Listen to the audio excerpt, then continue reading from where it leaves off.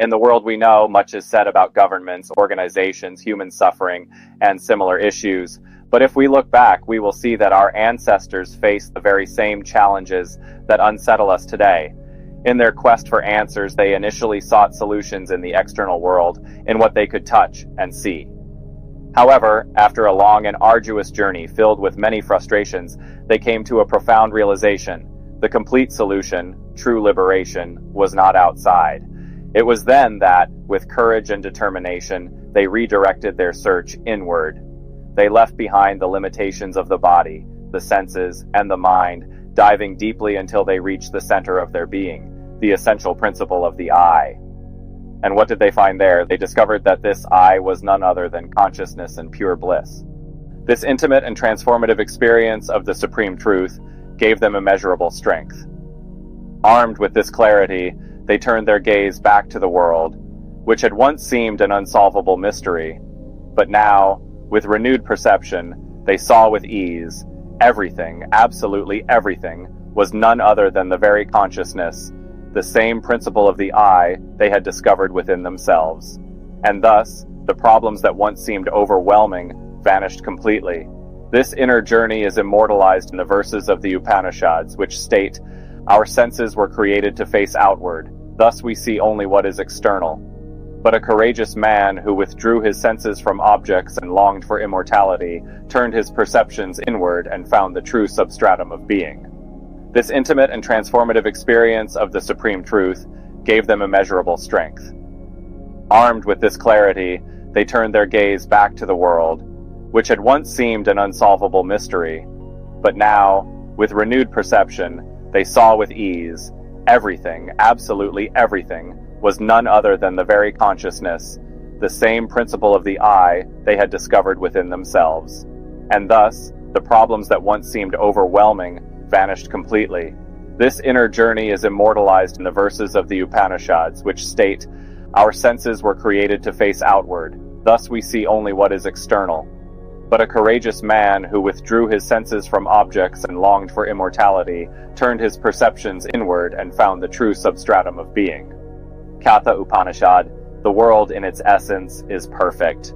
However, it appears imperfect because we observe it through flawed instruments, the senses, the mind, and a distorted perspective that separates subject and object. To see the truth, we must first free ourselves from these illusions, claim the unchanging principle of consciousness that resides within you. When this happens, look at the world again. You will see a new landscape, a perfect universe, profoundly different from what you once believed. Know ultimately that everything is consciousness."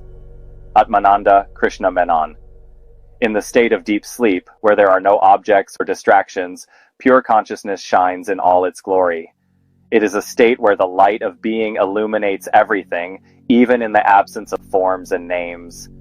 But when we awaken from this sleep, we are immediately confronted by a world already formed, complete with landscapes, sounds, and even our own bodies.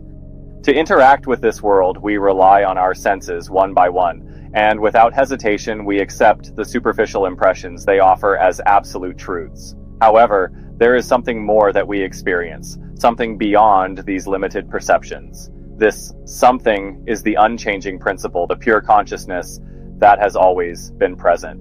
The things known by the mind can be misleading, but the fact that you are conscious is indisputable. Vedanta teaches us that without the perceiving subject, there can be no perceived object. Everything that is known, every form, every sound, every thought, depends on a consciousness to be recognized. Every manifestation, every action proves the existence of something conscious at its core. When we look more closely, with the attentive gaze of inquiry, we discover that everything is consciousness, a unique, indivisible consciousness, the Atman. This pure consciousness, which is the ultimate reality, first manifests as self-awareness, a knowledge so intimate that it requires no intermediaries. It is the most immediate knowledge and, at the same time, inseparable from being. It exists beyond any relationship between subject and object. However, as it reflects in the mind and senses, this consciousness seems to fragment, expressing itself as thoughts, perceptions, and forms. Even so, its essence remains unchanged, patiently awaiting our return to it, so we may recognize it in its fullness. By using the mind and senses as intermediaries, appearances, thoughts, perceptions are created, giving the illusion that reality is separate from being. This is how the world seems to arise, though. In its essence, everything is nothing but consciousness. Actions, perceptions, thoughts, and feelings come and go, but consciousness never leaves you, not even for a moment. This is because you are consciousness. The transient always rests upon a permanent background, and that background is you. Behind the body, senses, and mind, there exists an eternal, unchanging principle that sustains everything. You can observe the body, senses, and mind. Therefore, it is evident that you are not them. You are the subject, separate and distinct, the impersonal and immutable foundation of all appearances. This is the truth. An analogy helps to illustrate this. In the cinema, a blank, motionless screen is necessary for the shapes and movements of images to be projected. Similarly, the manifestation of the mutable universe occurs upon an unchanging background, which is consciousness itself. This consciousness is present here and now. Recognize it, stay with it until it becomes your natural state. Separate yourself from everything that is not reality. Reject the transient, and what will remain is pure consciousness. This is the direct method that will immediately lead you back to your original state. Ashtavakra teaches something similar. Separate your body from yourself and rest in pure consciousness. Thus, you will be free here and now.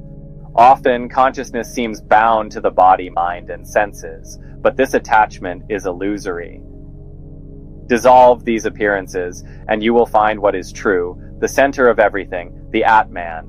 Remove the layers of what is not real, and what will remain is only you, in your essence, pure consciousness without forms, without objects. This is your true state, the state where only consciousness shines, free from distractions. Here, you rest as the Atman itself, where the I is merely the eternal substrate. This is your true nature. Consciousness is the center of all activities, even when appearances try to obscure it. Understand this deeply. Everything that arises, arises in consciousness. Everything that remains, remains in consciousness.